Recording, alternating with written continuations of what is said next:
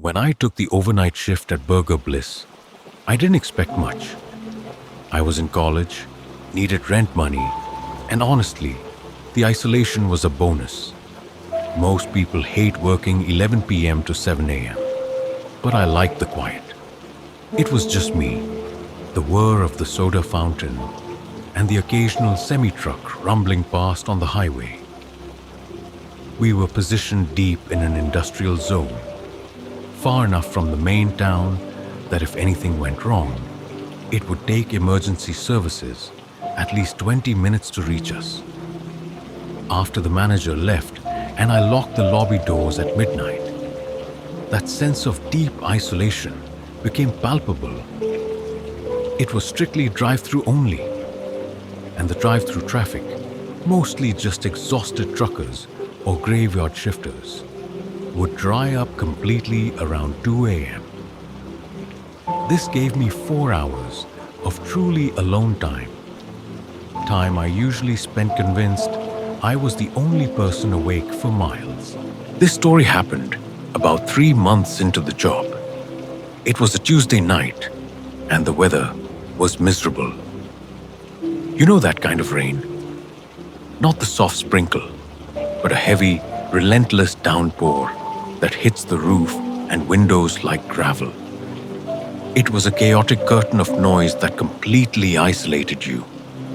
It muffled every outside sound, making the store feel less like a place of business and more like a submerged fish tank where the world outside simply didn't exist. I had already finished all my cleaning tasks. The fryers were sparkling, the counters were wiped down, and I was sitting on a plastic bucket in the back, scrolling on my phone, just waiting for the clock to hit 5 a.m. so my manager could show up and relieve me. It was already 2:40 a.m., and the last car had been about an hour ago. Complete silence, except for the rain. I remember thinking how easily someone could just walk up to the drive-through window and break it, and no one would hear anything over the storm. That was always the worst part of the shift. The realization that the flimsy window was all that separated me from whoever decided to stop by. It was a dumb, tired thought. But once that idea settles in, when you're alone, it stays. Then, the sensor dinged. It's a little chime that tells you a car has pulled up to the speaker box. I frowned. 2:40 a.m. This was way past our usual cutoff time. My first thought was a mistake. Maybe a trucker taking a quick nap and then moving. But the ding had been deliberate. I clipped the headset onto my ear and took a deep breath, trying to sound professional despite the exhaustion. "Welcome to Burger Bliss. How can I help you?" Nothing. Just the sound of the rain hitting the microphone at the order box, like a continuous wet static hiss. The total lack of engine noise, radio, or conversation felt profoundly wrong. Every vehicle that pulled up made some kind of noise. "Hello?" I tried again, putting a little more force into it. "Burger Bliss drive-through. We're ready when you are." The static hiss stopped abruptly. It was instantly replaced by a silence so heavy that it was worse than the rain.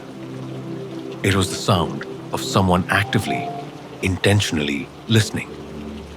The sheer absence of noise became a weight. I could hear my own breathing, shallow and fast, and the frantic pounding of my heart suddenly seemed loud enough to carry through the headset.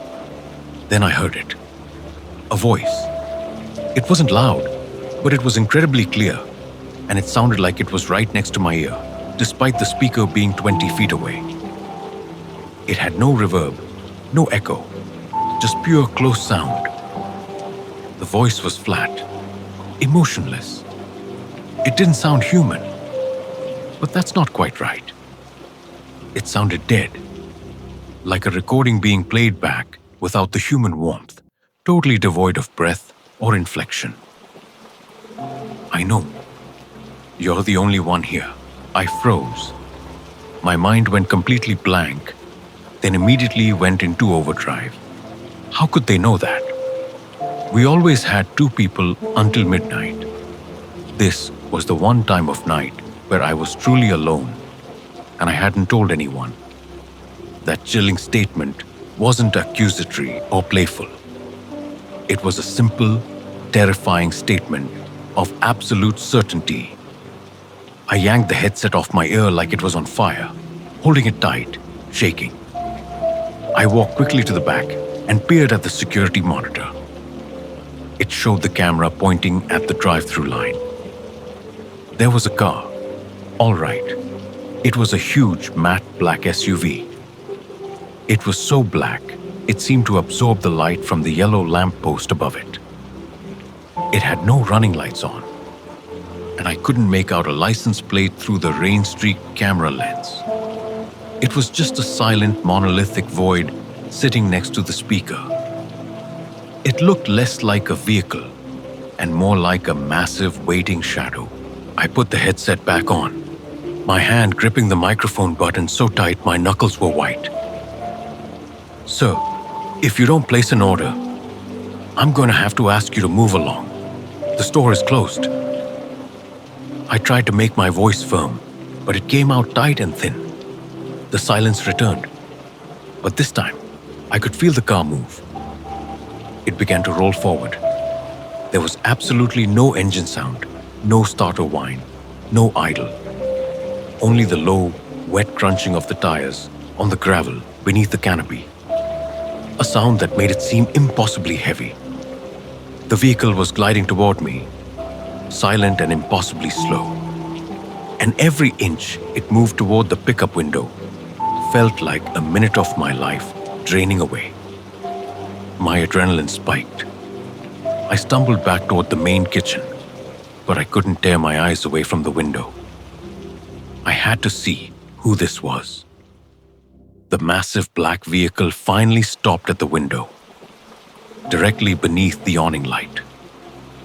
The rain was streaming down the vehicle's dark finish. The driver's side window was completely fogged over with condensation. You couldn't see anything inside the cab. It was just opaque gray glass. But then, as I watched, trembling, a shape began to form on the glass. Someone was wiping the condensation away from the inside. It wasn't a casual swipe. It was slow, deliberate. They wiped a perfect, clear circle about the size of a dinner plate, right where the driver's head would be. The silence from the car was absolute, yet the action was so precise. And then it was there, pressed right up against the wet glass. It was a face. I can't describe it well enough.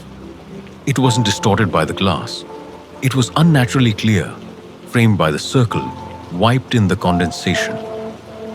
The skin was not pale. It was almost translucent, like old wax paper stretched too thin. There was no color anywhere on it. It was just dark, bone white against the utter darkness of the car's interior. But the eyes, those are what I'll never forget. They were massive, grotesquely large and bulbous, far too large for a human face. And they were entirely black. Not just the pupils, but the whole thing. A complete, fathomless blackness that just drank the light from the canopy lamp. They didn't blink. They didn't move. They were locked onto me with a suffocating clinical focus. I tried to scream, but no sound came out. My feet were rooted to the floor tile. It didn't move its head, but its hand, which was also stark white, unnaturally long-fingered and too large, slowly pressed flat against the glass next to its cheek. It was studying me, like a specimen under glass. The terror wasn't from a threat of immediate violence, but from the horrifying realization that this thing was not scared of me, or even angry at me.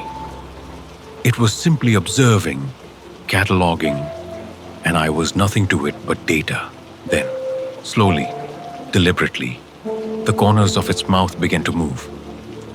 It wasn't a grin or a sneer. It was a movement that defied anatomy. Its lips peeled back, stretching upward, impossibly slow, impossibly wide.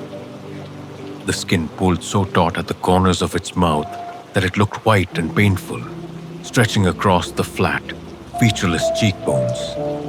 It was a pure, vacant, dead malice, a smile that knew everything about me and found my fear amusing. That horrifying geometric curve was the moment the last shred of my sanity broke. I finally found my legs. I let out a choked sound, a weird, thin whimper, and bolted. I didn't head for the back door. I panicked and ran for the walk-in freezer. It was a stupid, boxed-in move, but I needed the thick steel door, the only place without a window.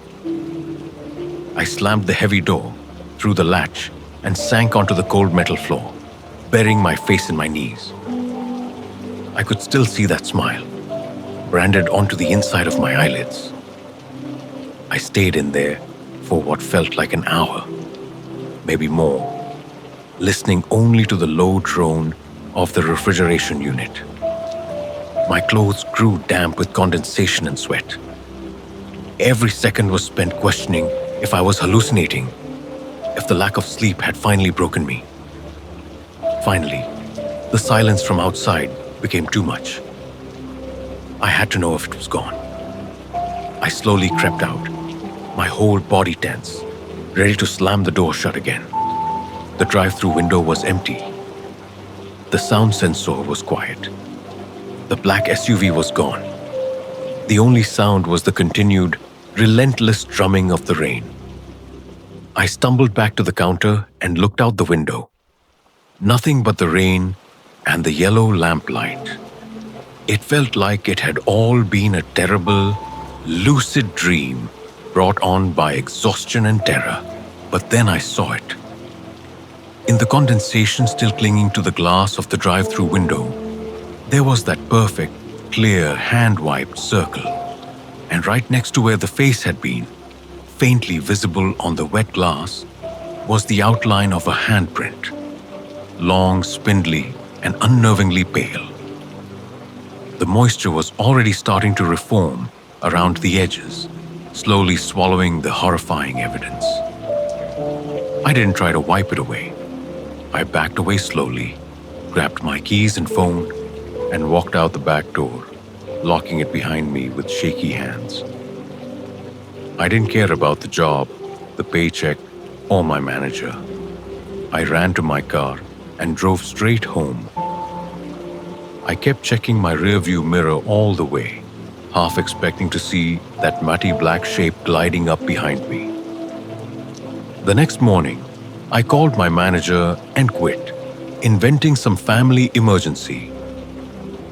I never told him the real reason, but here is the chilling part. The part that makes my blood run cold to this day. When the next employee showed up for the morning shift, they found something stuck to the drive-through window where the SUV had been. It wasn't a note or a piece of trash. It was a small square photo, taped lightly to the glass. It was a picture of me, not a current photo. It was a cheap, grainy photo booth picture from when I was about 8 years old, taken at a bowling alley where I hadn't been since childhood. I was sitting alone, looking slightly off camera, my eyes wide, as if something invisible had just called my name. There was nothing written on the back. It was just the horrifying implication that whatever was in that black SUV didn't just know I was alone that night. It had been watching me and waiting for me since I was a child.